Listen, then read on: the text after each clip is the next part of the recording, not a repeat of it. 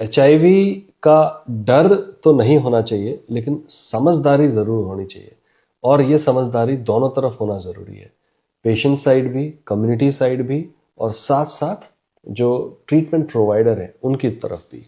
सो जो दो बड़ी स्ट्रेसफुल सिचुएशन अभी रिसेंट टाइम्स में हम लोगों ने देखी है, एक बिहार में हुई जो आप देख रहे हो, उसमें आपने करीब करीब 7,000 के करीब लोग हमने देखे जो HIV से अफेक्टेड थे। अभी वो क्यूमुलेटिव नंबर है, वो सरकार को नंबर पता होता है कैसा, ऐसा नहीं होता कि एक बार में वो नंबर आ गया है, but anyway what ever it is the number is high.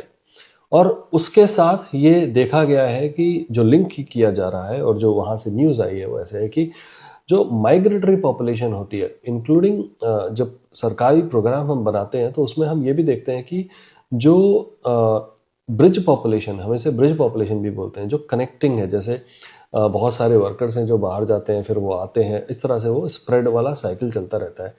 But I think इसमें सबसे इम्पॉर्टेंट यही बात है दोबारा से कि अवेयरनेस बढ़ाना ज़रूरी है, प्री एक्सपोजर प्रोफाइलैक्सिस ज़रूरी है, समझदारी ज़रूरी है, रेगुलर STI स्क्रीनिंग ज़रूरी है, HIV स्क्रीनिंग ज़रूरी है। अगर हम ये सब करते हैं तो ये नंबर हमारे पास ऐसा नहीं आएगा, नंबर 1। सेकेंड, दूसरा एक अगेन एक स्ट्रेसफुल सिचुएशन थी जिसको आप देखोगे, ये झारखंड के केस थे। झारखंड में हुआ क्या कि ब्लड ट्रांसफ्यूजन के दौरान में वो HIV का इन्फेक्शन आया। इसमें एक दूसरा बड़ा ही इंपॉर्टेंट मुद्दा निकल के आता है, वो है व्हाट इज विंडो पीरियड। और वो विंडो पीरियड पेशेंट पर्सपेक्टिव से भी ज़रूरी है और वो प्रोवाइडर पर्सपेक्टिव से भी ज़रूरी है। क्यों?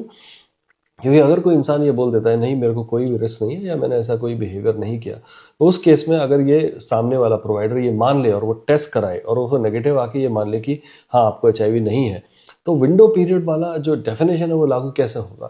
तो ये बड़ा ही एक टफ और ट्रिकी सिचुएशन है कि कैसे हम ये डिसाइड करें कि अगर सामने वाले ने बोला है कि नहीं जी मुझे तो कोई भी ऐसा मैंने एक्सपोजर नहीं हुआ है, और उस वक्त उसका टेस्ट नेगेटिव है और लेट्स से उसका हमने ब्लड ट्रांसफ्यूजन कर दिया, तो क्या हम उसको सक्सेसफुली एक्सेप्ट कर सकते हैं फ्रॉम द प्रोवाइडर्स पर्सपेक्टिव? तो ये दो इम्पॉर्टेंट डिस्कशंस हैं और ये आई थिंक कम्युनिटी अवेयरनेस के लिए जानना ज़रूरी है। विंडो पीरियड पता होना चाहिए आपको, और ये पता होना चाहिए कि कैसे अपने आप को रेगुलरली स्क्रीन करें और एक्सपोजर प्रोफाइलैक्सिस लें ताकि आपको HIV को हम बचा पाएँ फैलने से। Thank you.